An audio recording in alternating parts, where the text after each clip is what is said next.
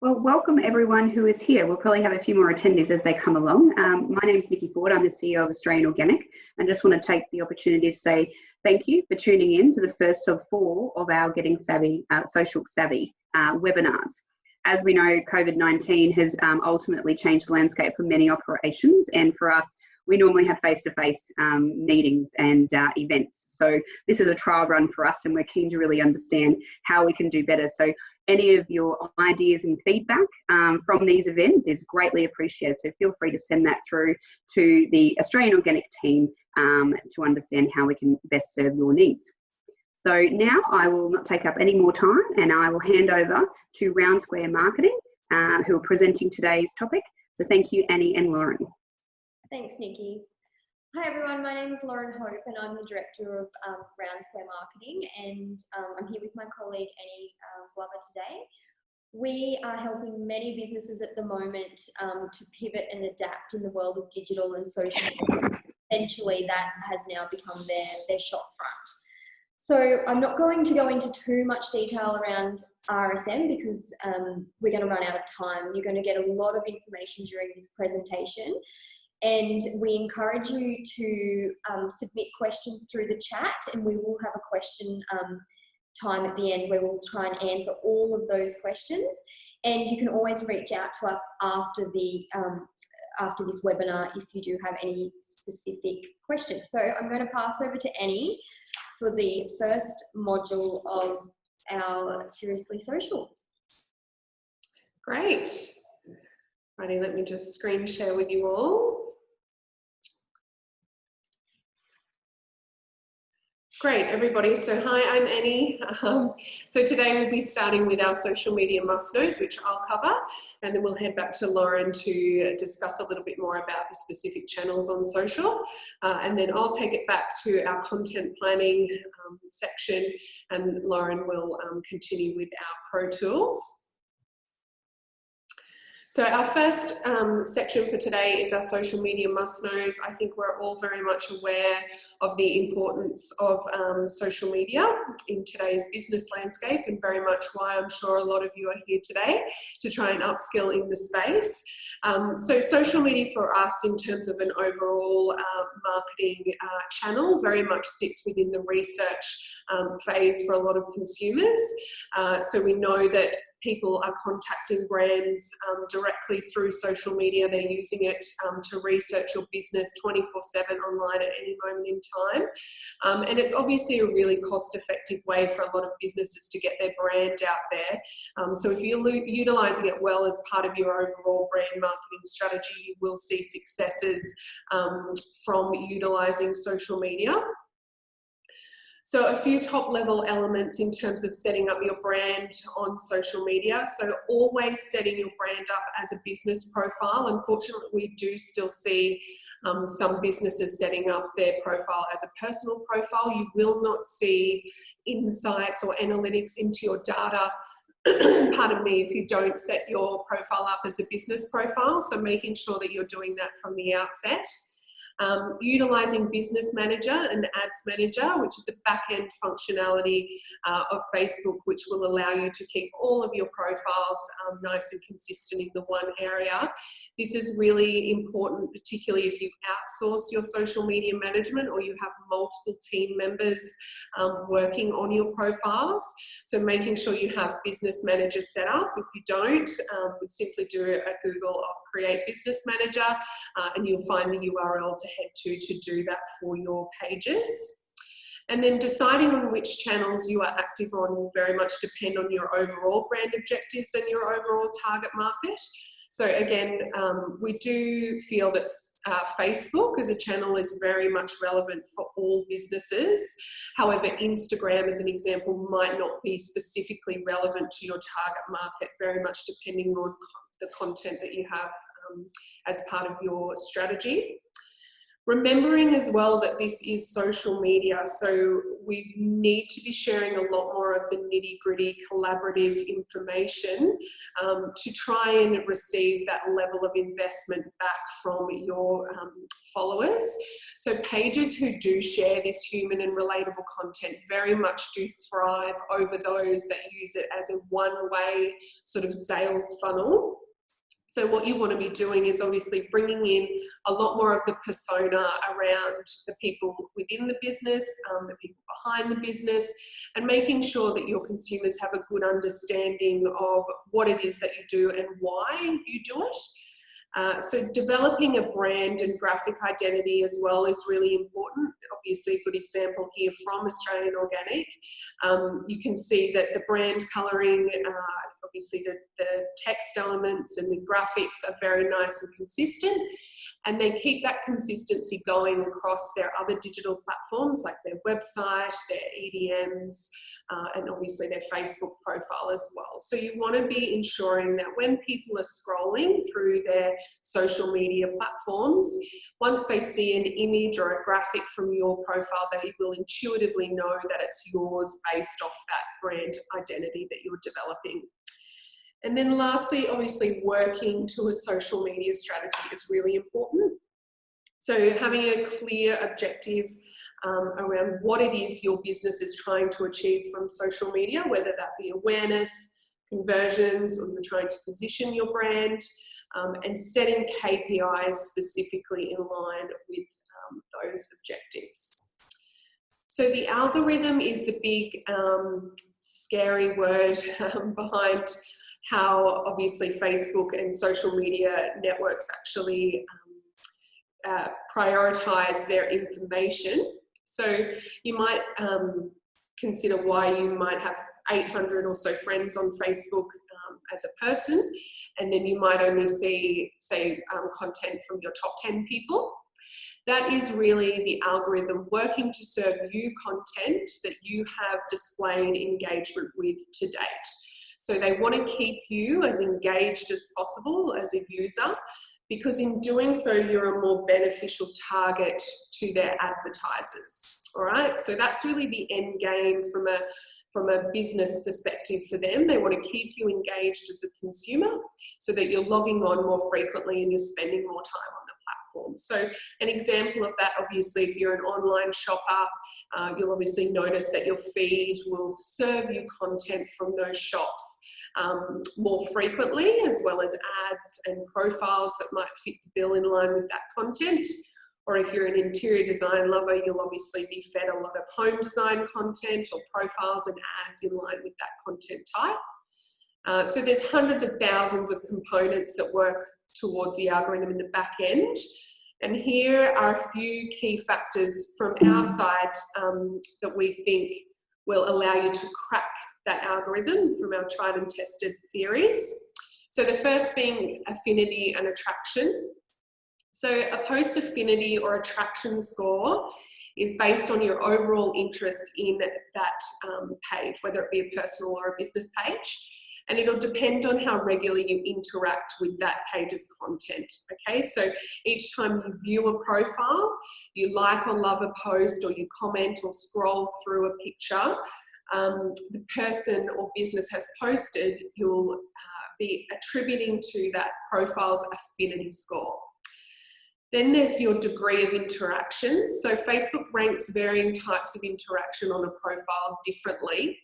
So acts that require a more difficult level of engagement, so a comment versus a like while they're scrolling through the feed, will serve you a higher score with the algorithm and in turn deliver you more exposure. Then there's recency, so newer posts are more likely to appear at the top of your newsfeed for obvious reasons. So it's integral to maintain a regular posting schedule so that your likelihood of your content appearing at the top of those news feeds is more likely. All right, so some pro tips. You have 2 weeks to convert a viewer into a follower from their first point of interaction. So that might be seeing one of your posts in their feed. The algorithm might serve it to them as they might feel that follower might be interested in you. or they might land on your profile. Your content will appear for them for 2 weeks, so you need to try and convert them within that period of time before obviously the process sort of starts again. Then there's 5 posts will keep you relevant, in our opinion. This is a weekly basis. 3 posts will maintain your current page following and level of engagement, while daily posting between 5 to 7 times a week in Facebook advertising will drastically increase your profile's reach and level of engagement. So advertising is very much a new expectation on the platforms. I think they've often been used very much organically. That has served its purpose for the years that these platforms have been around. However, if you're wanting to cut through the noise and actually reap some further rewards from the platforms, advertising is really the way forward. So when you're setting up ads, this is not referring to boosting posts, and I'll go into why on the next slide. But ads can magnify your organic content. So this will actually increase your overall brand awareness and engagement for what you're doing organically as well. So it's a win-win.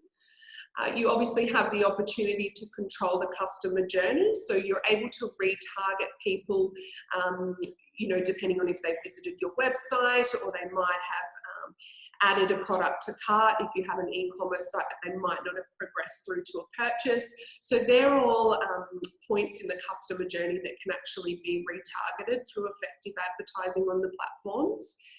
And the best ad strategies utilize multiple objectives. So when you're setting up ads in Ads Manager, again, not boosting posts, you have a varying array of objectives, and I'll cover those in a second. And ads with less than 20% text component perform better through the algorithm. So when you're considering your content and creative, that's important to remember.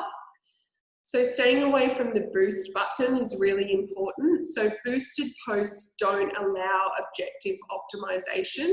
So really all that they will do is increase the reach of that specific post. However, at the same time, it will cannibalize your organic reach for that post, versus if you set it up in Ads Manager, you will extend the life of both. You have limited control over your post audience and targeting, so limited demographics, and your placement edits aren't enabled. So it will put money from your ads budget into areas where people actually aren't looking to transact. So your ad might be placed on Marketplace or Messenger as an example, whereas we know that the feed on Instagram and Facebook is really where people are transacting. So this is a little brief overview of the different ad objectives that you can set up in Ads Manager. So going back to the point of boosting posts doesn't allow this level of integration. So each of these advertising objectives are specifically optimized for that objective. So it comes back to where you're at in your business right now. What is your overall digital marketing strategy, and what ads can you be utilizing to best serve purposes in line with your objectives? So for us, when we're advertising on behalf of the client, we always review ad performance daily. I know that might sound a little bit over the top, but it's important that you're optimizing and adapting to ensure that your budget is not being spent in areas that aren't delivering you results. So if an ad isn't working, you know, it's okay to turn it off, change the creative, versus leaving it to run and utilizing a budget that you could be putting elsewhere. So just to recap some of our must-knows, our social media best practice tips. So see which posts and content has performed best for your platform and do more of it. So you'll find this information in your analytics and insights section of the back end of Facebook or the back end of your Instagram account. You want to be using natural photos or candid photography where you can, versus corporate stiff imagery. Obviously, product photography is different. You obviously want to be getting that nice and clear product shot. That's fine. But when it comes to that human and relatable content, people really want to be seeing the life and the personality of your brand versus, say, a headshot of someone looking square down the camera for that relatable purpose. So be social and always reply. It's really important that you're doing this from your business's profile. So you will receive bonus algorithm points if you reply within the shortest period of time from that post going out. And obviously, if you're planning your content in advance, which I'm going to talk you through in content planning, you're able to make sure you're online when you know that post is going out, so that you can essentially double the comments and tell the algorithm that your content is viral. So don't be afraid to be a little cheesy and use that viral content. So try and make sure it's relatable to your brand at the same time, but you can definitely be leveraging off, memes, funny, humorous articles, or more serious industry articles that you know is newsworthy at the time that you might want to add your angle to. You can ask for engagement, so use questions in your content, use polls, you can go live, incentivize your followers with Q&As, or running carousel posts, because it innately prompts people to engage by using different content types. And incorporating video, which we know is such a huge winner with the algorithm, but also with your end user. We find that video, in terms of a content type, is much more engaging, and it's much easier to tell your business story by incorporating video in a way that static imagery is unable to do. Right. Okay, so as we deep dive into the channels, like Annie has talked about, content is so important because engagement is essentially what we're chasing. So with Facebook, it's text-based content. So you can be using immediate calls to action. Businesses can click through directly to websites, to downloads, to various blog posts, to certain products. So this content, we generally use that to educate the audience. It's very much, it's a consumer-based platform. It's professional and brand skewed channel, and it's a must for 90% of brands. So nearly every client we work with, we suggest Facebook should be a part of their sales funnel. And you can, because it is a text-focused content channel, you can really skew your content to suit your market. So visually, you want really good visuals, graphics. Video ranks so well with the algorithm because you want to stand out from the crowd and build a brand identity. And post-COVID, these channels are going to be saturated with people trying to get on them, and it's the ones with video and really good content that is going to get the best engagement. So obviously, as Annie touched on, advertising spend supports your organic content that you're putting up, so it's great to have some ads running as well. And the Facebook ads platform is obviously very powerful. Ads Manager gives you all of those insights around your target markets and who's basically engaging with you. But yes, don't boost posts. Profile structure, I find this is really important, and it's something that for all of our clients, we regularly make sure our profile structure is set up properly in Facebook. So you essentially want to make sure your about, your history, your story, your location, your phone number, your website, all of your details are correct and easily accessible, because essentially you're a little micro website sales funnel. And Facebook stories, they're new to the scene, but they are supported by the algorithm. So, it is good to be putting some Facebook stories into your content. So as we move into Instagram, most of you would know it's heavily image and graphic focused. So there's still text associated, but you can't have links that directly click through to blogs or to websites. You probably find often you'll see people comment, see link in our bio. So it's more graphic focused. It's got a strong retail focus, definitely. So great for selling product. Visuals and your graphics are going to be crucial here for your brand identity. So you want them to be clean and really represent you well. Advertising spend again supports your organic content for your growth. And Instagram ads, they're created through the Facebook Ads Manager platform, and they have a click-through functionality to a URL.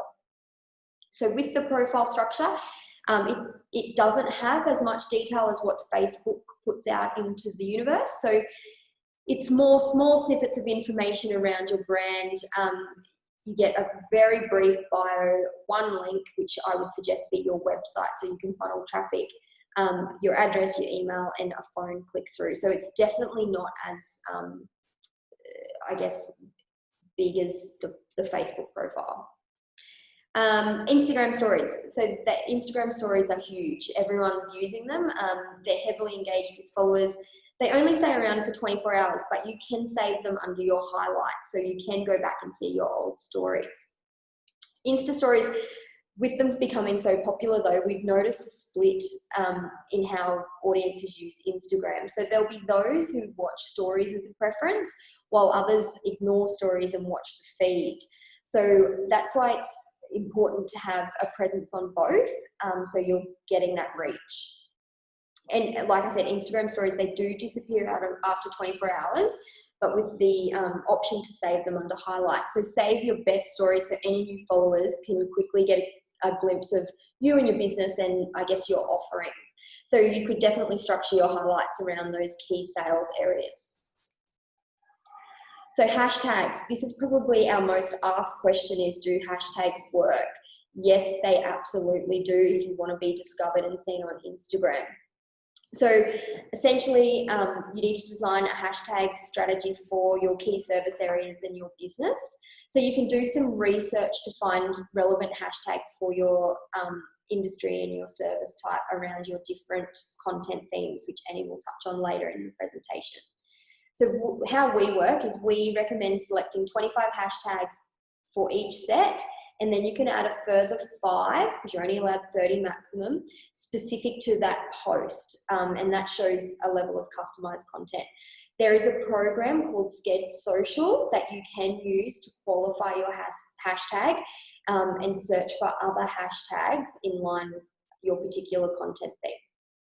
So always add hashtags to your first comment rather than in the caption. This makes them more searchable and effective without taking up prime content space. So this can get a little messy for the viewer, so it keeps it clean and aesthetically nicer. Solidify your brand hashtag. So don't be afraid to experiment. We use hashtag round square marketing, but it can also be become hashtag round square hell yeah. So if you're building campaigns around products, you could definitely build a little bit of a hashtag campaign around them too.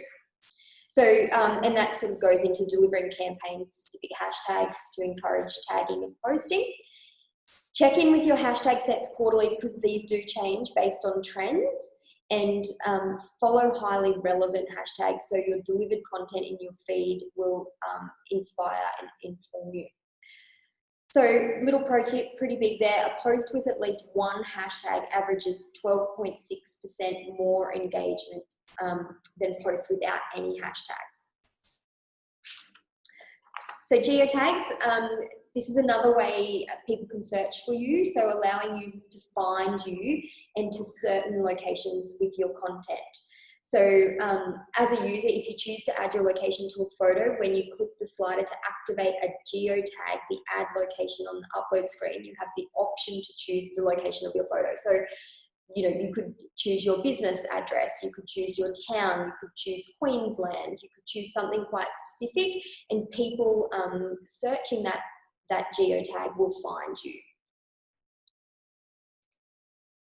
So very important to still be building a brand identity on Instagram, so on social media in general as well. So every image should really form part of your overall brand story and reflect your business. So from the very first viewer, user will basically decide on whether or not they're going to interact with you or whether or not they're going to follow you. So a good looking feed that's branded consistently really helps. Express your brand character through images, so relate your graphics back to your aesthetics of your brand as much as possible. And be strategic, so your graphics should look good in your feed, but they also need to deliver your key messages. So, you know, it's about being pretty, but also still getting that key service message across. Branded memes or GIFs, they're an easy way to strengthen and structure your feed, plus they show off more of your branding through your brand colours, fonts, personality. And images that aren't high resolution are better to share on stories than in your more permanent feed because they're pixelated and they won't serve your brand well. So this is a little bit of a graphic here that shows what a brand identity looks like. So we can see you've got an icon opportunity there, which I would highly suggest for businesses is your logo. Then you've got your branded highlight covers. So you'll notice that both of these businesses have stayed within their colour schemes. It's pretty, it's not all contrasting, and they all work together. You can see they're utilising graphics and textiles, but again in their brand colours. So they're really selling their, their service points and what they do. And you'll see it's very consistent. So they don't have all different coloured photos coming through. They don't have all different product shots in all different colours. They've got a filter over them to make sure that as soon as the user clicks on it, it's aesthetically pleasing and engaging. So it's very important on all social media channels to humanize your brand. So you'll see there's people using faces in those Instagram channels there, which is great, and telling a story. Clear product shots is crucial for converting transactions for a product-based business. And there's an example of that branded meme or quote that I talked about earlier. So don't panic, it's organic. So people like humour as well. So Aussies love humour. We love having a go at ourselves. So don't be afraid to bring some of that personality through. So creating a tribe, when we're trying to have strong levels of engagement, it's important to have a tribe that's highly engaged followers by, their comments. They're pushing your content out further because the algorithm's recognizing it. So to build a tribe, always reward users who have commented on your posts with thoughtful responses. So there's nothing worse than someone commenting or asking a question or congratulating you on a post and no one responds to them. So definitely always respond. Study your fans so that you can solidify your relationship by knowing them more. So if you can know a bit more about them, it obviously helps. Showing your appreciation by investing time into responding to your fans, as we discussed before, will encourage them and others to do the same. Be a little creative by spotlighting your super fans and giving them something in return for their continued support. And as a promotional initiative, you could consider a fan of the week or month giveaways. This will double as creating urgency around bolstering your engagement, likes, shares from your followers. And utilise Facebook groups to stay top of mind and directly build relationships with your network and potential targets. So being as active as possible in those groups, providing advice, humanising your brand, it'll make you stand out. So definitely don't always be sales focused. And I guess it's about creating online relationships. That is the key to social media. So it's not one-way traffic. So influencers can be amazingly powerful for brands. So and influencer marketing has increased drastically in the last 18 months, with 92% of consumers are more likely to buy a product based on an online recommendation over branded content. So it's just like a friend of yours, giving you a referral to go and see somebody. Generally, you follow the referral over seeing an ad about them. So just some tips around influencer marketing, if you go down that path though, is it needs to be authentic in your approach. So the influencer really needs to suit your business and your values. And the more natural this appears, the more inclined consumers will be. If they know it's a paid partnership, generally, they won't buy still, or they won't transact. Be specific with your expectations. So provide the influencer with a very clear brief, including what posts you want to go out, what channels they're to go on, what tags, look, feel, and inspiration.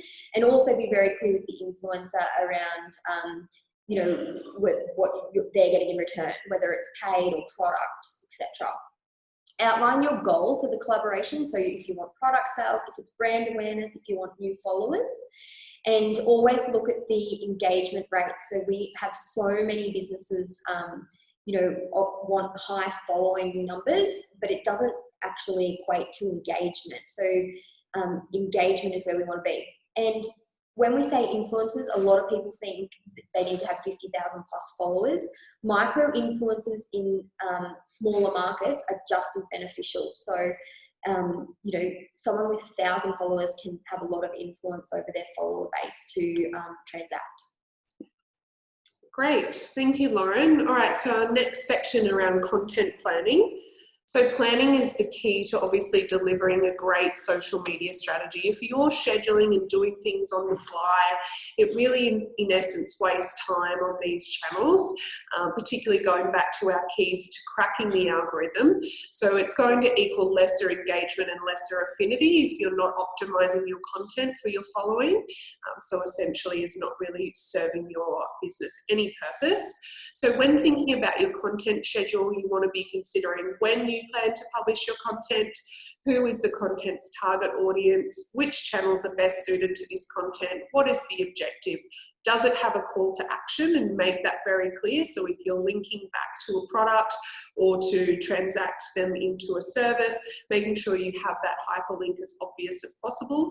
And can this content support your SEO strategy? And will you be able to repurpose potentially this content later?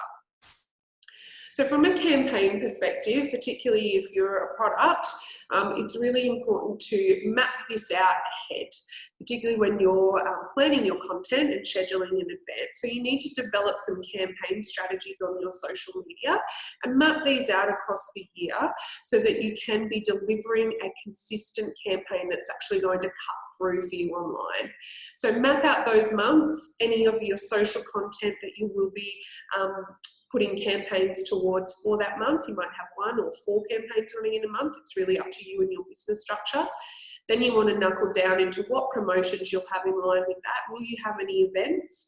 And obviously, what digital activity will you have partnering with that promotion? So this doesn't just include social media. It should also include electronic newsletters, websites, etc., which we will go into further in our digital webinar in a couple of weeks' time. So this is a little tips and tricks guide from us, just a little prompter in terms of different types of content. So 4 key sections there: personal and human, so sharing the journey, people post images, behind the scenes, philanthropy and other organisations that you might support, positioning and profiling, so you're interviewing, Q&As, case studies or profiles and comparisons, obviously very important in your industry.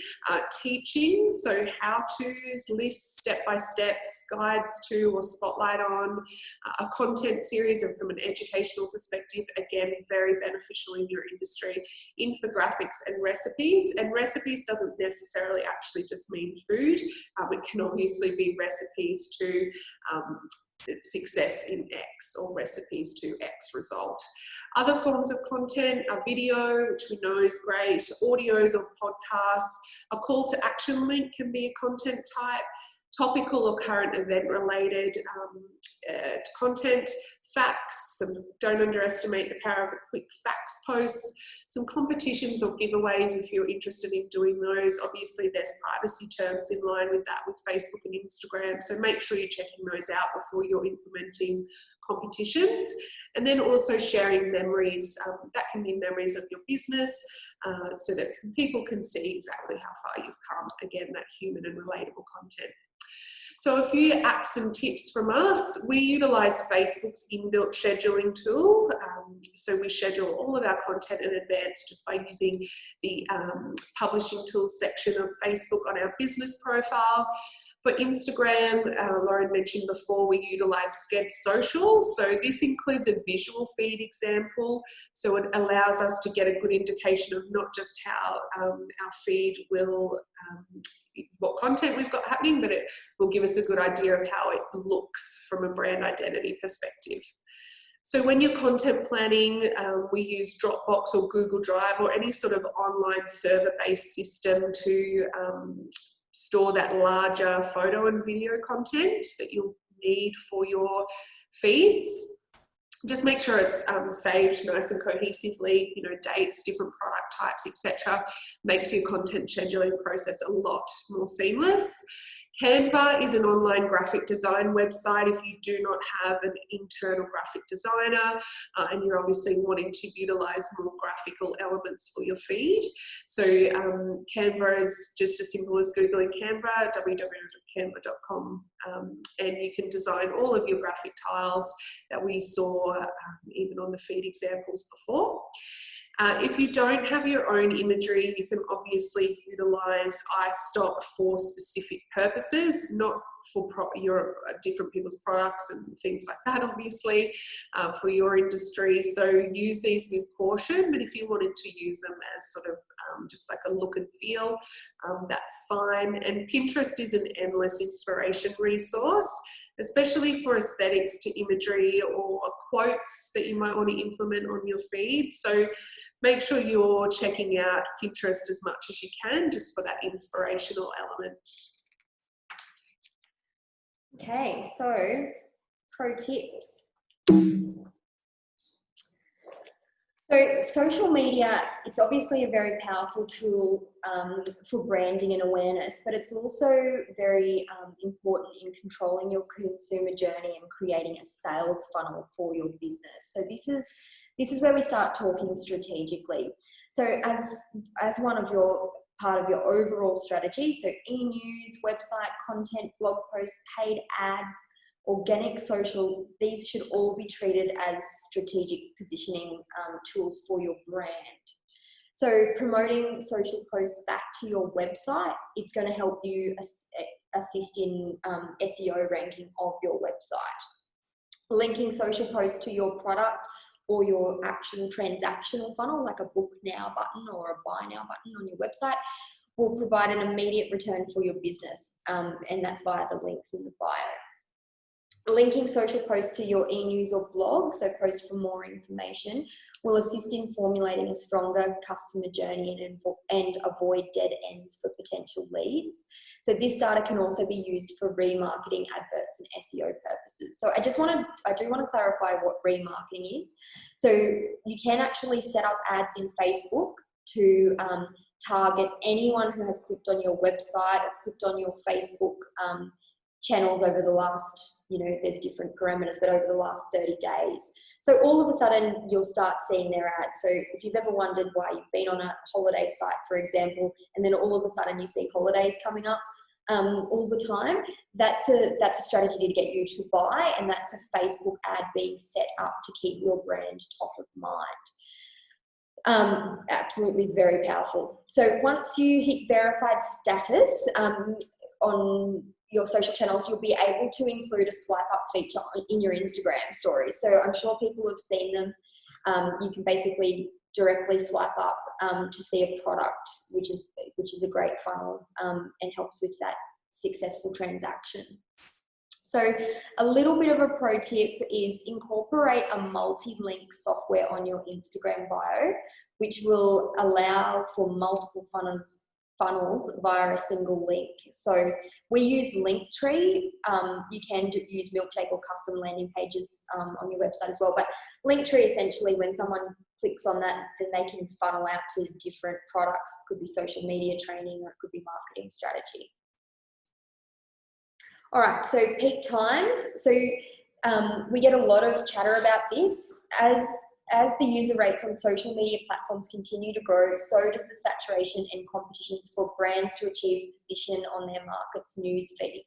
So which is why it's important to be posting at the right time with the right content to make affinity as likely as possible. So pro tips here, post when your engagement will be at its highest, not when everyone is online. So you may be tempted to post when you feel most users will see content, but remember the ultimate goal is engagement, not views. So the most consideration and purchasing from consumers happens at night. Lots of people are on the platform then. Make your content relevant to the time of your post. So morning commute is the best time to post about your coffee pickup. And peak times shouldn't be treated as black and white, as they will evolve as your engagement shifts with your content. So remember to time post strategically as required. If you're wanting to cause a disruption with the launch of a product or service, you would do this at 9 a.m. rather than 9 p.m. the day of the launch, even if 9 p.m. is your peak time. So basically your peak time, you can find that in your Insights tab on your Facebook page. This is what it looks like. So have a look at your own peak times and consider what your audience might be doing at those times. So pro tip, note these times down for your content scheduling and assess them fortnightly for any changes. So I'm just going to give you an example there. Sorry, I'm going to go back a slide. Maybe, yep. So I'll just give you an example of a restaurant. They, you know, in their mind, they're going to be posting around 11 o'clock, come and get your lunch. But if they don't have any of their followers online and engaging with them at 11 a.m., they're going to miss that post. So we find most businesses' best times are early morning. So as soon as people wake up, generally they're checking their phone, and late at night. And sometimes you get sporadic spikes during the day. But I'm finding, especially with that restaurant example, is that they're missing out on business because they're just posting at that wrong time. So people aren't aware of their offering. And one thing, sorry, I'll just add as well around the Facebook peak times is that's actually in Pacific time. If you're wondering why our peak time is 3 a.m, that's an American time. So you just need to transition it across to obviously Australian Eastern Standard Time or whereabouts you are in Australia. And we just do that by a quick Google search. But 3 a.m. we know for us is 8 p.m. So thank you very much for joining us today. Let me just stop our screen share and we'll see if we've got any questions in the chat. Anything at all we can help with? There was a lot of information in there, yes. guys. So we're more than happy to answer any questions or now or individually afterwards if you like. So I guess the key takeaways from our end is obviously breaking the algorithm is key. So that content when you're posting, the regular posting, that's what you need. What are your thoughts on using TikTok as a video marketing tool? Do you want to answer that one? Yes, so I think it's all going to come back to your target markets. So if you are trying to connect with a younger demographic and your product is skewed towards a TikTok kind of platform, I think it could work. I think TikTok, lots of people have been flooding to it at the moment because of COVID, but you know, I think it's something that is untested at the moment, and I think in the next 6 months, when there's actual data around advertising on it, we'll know a bit more whether it's a valuable tool or not. Yeah, and it's obviously great for showing your brand personality more so than I think like a direct sales play of like, this is my product and this is why you should buy it. It's obviously not really skewed towards that type of content. So we've got a question here, how and where to put a link to a Facebook Live event in Instagram. So this is a great question. What I would encourage you to be doing is actually creating a campaign in line with your Facebook Live beforehand. So whether that's a week out, you might be talking about the topic that you're going to be talking about to sort of subtly start the engagement around it. So you'll be utilising the link in the bio of your Instagram account, and you'll need to obviously funnel that traffic back across to your Facebook Live. So I think double points, you could take this so far, but double points if you actually had a landing page on your website where you could actually capture interest from that, and you could actually just directly market to those people with the link itself as well. And then you'd have their email as part of your database to continue to follow up as a broader marketing strategy. Hi guys, awesome session. Thanks so much. What are your best tips for a not-for-profit organisation with pretty much zero budget for socials and marketing? Okay, so I'll take that one because I work with a number of not-for-profit organisations. So I'm assuming there's some internal resource there. I would suggest some upskilling and some training to start with in social media and that digital side. I know there is an expense to that, but if you can learn it and run it efficiently, you know, that will obviously help with raising funds and then I'm assuming that's what you're trying to do as a non-profit. So I think like social media is a free platform. E-newses are a free platform. Writing blogs is free. So if you know how to use them properly, you can be pushing content out to your tribes or your followers to get engagement, and be creative with your campaigns. So you might send an e-news out around a fundraising campaign. Make sure that's then mirrored on your website. It's also mirrored on your social media, because the more times people see something, the more likely that they're going to transact. So the actual strategy is someone needs to see your product, your brand, or your message 8 times before they actually take it seriously enough to transact. I can probably, I'm happy to take a call on the side around non-for-profits. Christy, if you wanted to contact us, that would be fine, because there's a lot of different strategies for using social media for non-for-profit agencies. Yeah. A few people saying a lot of information here. Are the slides going to be available later, or they came in a bit late? Yes, they will be. They will be downloadable via your membership resource on the Australian Organic platform.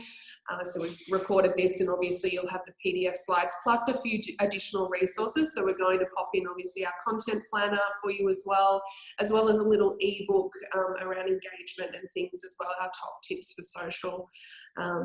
Where should I go to find 25 relevant hashtags for your business? So a great place to obviously start is competitors. So looking at what they're doing, your broader industry, and you also want to allow a little bit of room for more broader hashtags. So whether that be the city that you're based in or the state, some more broader ones. Like for us, we obviously do Queensland business or Queensland marketing, so that they're a little bit broader to open up that search capability. So if you do sign up to Sched Social, which is a scheduling software, you can start to type those hashtags in, and they will actually give you additional recommended hashtags as well. So that's probably a good place to start, and always include your key service and your brand hashtags as well in that 25. And okay, sorry, can I just elaborate on that hashtags there? Richard, depending on how cheeky you want to be as well, you can hashtag your competitors' businesses. So then if someone does search that hashtag, you're going to show up in the content. So we often see it with large national retailers. Sass and Bide, for example, they'll put up a post of their clothes, and in the hashtags they'll say hashtag Shona Joy. So anyone who's actually searching for their rival business is going to see Sass and Bide's content. And the reason they do that is they want them to go, actually, I like that better, so I'm going to buy that one. So it depends how cheeky you want to get, because that is quite aggressive. That's an aggressive marketing approach. I love that you know those brands, Richard. All right, so if you have been tagged by a follower and they have a great post or content, would you recommend reposting this? Absolutely. So you can actually repost that into your stories quite simply. If it's on a post, you just go to the post and there's a little arrow that looks like, and you can share that in your story. If they've actually tagged you in the story content, you will get a message in your inbox, and you can simply hit add this to your story. So that's really simple. So you can do it all within the app. You don't need a reposting app. I feel that the repost apps sort of dilute the content a little bit. So cheapen your own brand as well. Yeah. So if you're going to do it, you can take obviously a screenshot as well of the feed, crop it into your own post, and then tag them back, obviously saying thanks for the shout out or whatever the context might be. So with content, do you think it's important to keep a regular schedule? Monday is recipe day, Tuesday is product of the week day, etc. Yeah, look, I think it's going to come back to consistency. So if you launch a campaign around every Monday, guys, we're going to do a product of the week, and you only do it 2 Mondays, you're not going to actually get any cut through with your key messages. So I guess when you look at the content planner that we send through, you might choose to go with some themes, like the last Friday of every month you do a branded meme or something like that, because people start to get used to the schedule and what you're going to post. It's particularly important if you're building a campaign around a specific product or a launch. So we often talk what's called a social media takeover. So when we launch a new service or a new offering to the market, we'll actually make sure all of our Facebook cover photos reflect that. All of our posts on Facebook, Instagram, website, e-news, our email signatures, they all reflect that product or service that we want people to buy, because it's just cementing the messaging in your consumers' subconscious brains that they really should be looking at it. And if that makes your scheduling easier for you internally, particularly if you're a smaller business, like you're a one-man band or something, and you want to set the structure to the days, by all means do so. But just making sure you're checking back on those insights. And if people are starting to disengage, it's obviously a good prompter for you to know, okay, it might be time to sort of reinvent the wheel and add some different content themes in here. So if you're a business that provides a service rather than a product, would it be better to be educational, or can you also do cheeky relatable posts to still get that high level of engagement? That's great. Hell yes, you can. Definitely. So we're a service-based business, and we do post educational posts around how to use digital marketing, blogs, etc. However, we literally put up a post yesterday which was a meme poking fun at ourselves, and the engagement and the reach was fantastic. So we're still doing it in a professional manner. I think that's what we have to think about, is that, you know, you can post GIFs and memes as long as it's professional and non-offensive. Yeah. So poking fun at yourselves, you know, I wouldn't go putting anything too raunchy on your pages, or like political, temperamental, religious, anything that's too potentially offending. Anything you wouldn't bring up at a dinner party, don't put it on social media, because you will get slammed. Saying that though, if you once again, we like cheeky. If you do want to be cheeky and you want to up your engagement, you can put up a post that has a typo in it, or it has you've said something a bit more politically incorrect, and the comments will start flooding in, and that's going to push your engagement further. You're talking about the story. Yes. Yeah. I'm talking about a recent story. We won't go into that one. But Laura asks, do you have a recommended platform for e-newsletters? Okay, this is very broad. Unlike social media, there's a whole lot of different functions here. So my key recommendation, if budget permits and your, I guess, resources permit, would be to have your own e-newsletter software built into your website so that you are receiving all of that traffic. However, if you can't, you can obviously use third-party systems. So things like MailChimp, AmpJar are great for product-based businesses, because AmpJar it actually pulls in your Instagram feed, so makes your job really easy if you don't need to add a lot of content around education or things like that. So it depends on your industry, and there's also a lot of sales funnel software out there, which we do go a little bit more into the importance of sales funnels in our digital workshop in a couple of weeks, which actually automate that entire process. So the options are really endless, but if you want to get started, I would suggest either MailChimp or AmpJar. Do I have to change the content I post across Facebook and Instagram? That's a great question. 100%. So we never post, like if you've got a follower that's following you on Facebook, following you on Instagram, and following you on LinkedIn, and all of a sudden your post goes up on all of those channels and it's exactly the same, that follower will disengage with one of those channels. So you can use the same content across all channels, but just use it at different times. So that's what we do. We will move it around in the month or in the week, so it's seen at different periods. And each platform is used for a different purpose as well. So LinkedIn, for example, it has that corporate business focus. It is great for business to business marketing and the service industry. So, you know, we definitely use a different language when we're talking on LinkedIn. It's more educational, and I guess you know, Facebook we have a bit more fun with, same with Instagram, but knowing the market on LinkedIn is very business related. We try and keep the content very business focused.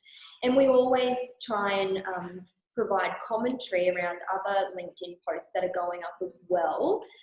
So we're not just always talking about ourselves. That's the big thing with social media, guys, across all channels. You know, in real life, if you go to dinner with somebody and all they do is talk about themselves, you don't go to dinner again. Okay, so it's about really engaging, talking back, and getting an online relationship. And those people will essentially be the ones that are going to be driving more traffic to you. Great point. Any other questions, guys? I think just to wrap up, I know Annie mentioned social media is just one part of your sales funnel. So there's so many different elements to marketing in general. And that's why it's important to really set a strategy around your business and who you're trying to target, where you want to be in 12 months' time, because that is what forms all of your campaigns and all of your content.